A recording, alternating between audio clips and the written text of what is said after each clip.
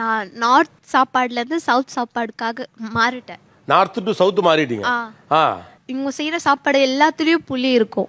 ஆ புளியில கொழும்பு வச்சு அதுல கத்திரிக்காய் போட்டீங்கன்னா அது கத்திரிக்காய் கார குழம்பாயிடுது. ஆ அதுலயே நீங்க வெண்டைக்காய் போட்டீங்கன்னா அது வெண்டைக்காய் கார குழம்பாயிடுது. ஆ. அதுலயே மீன் போட்டீங்கன்னா மீன் குழம்பாயிடுது. ஓ அதுலயே கருவாடு போட்டீங்கன்னா கருவாடு குழம்பாயிடுது. இப்படியே ஒரே கொழும்பு ஒரே மாதிரி இருக்கு. ஐட்டத்தை மட்டும் மாத்திட்டே இருக்கானுங்க. கேட்டா அது கொழும்பு. நம்மெல்லாம் ராஜ்மா, சோலே, மட்டர் பன்னீர், பாலக் பன்னீர், அப்புறமா தால் சாவல் இதெல்லாம் சாப்பிட்டு பழக்கம். இவங்க எல்லாமே சோறு 3 டைம் சாப்பாடு ஒரே கொழும்பு.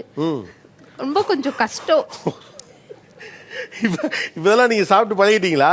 இல்ல, இப்பயோ கஷ்டமா தான் இருக்கு. அதுல ரசம்ல கூட இது புளி, எல்லாத்துலயும் புளி புளி புளிதான். கொழும்பு முழுக்க புளியா இருக்கு.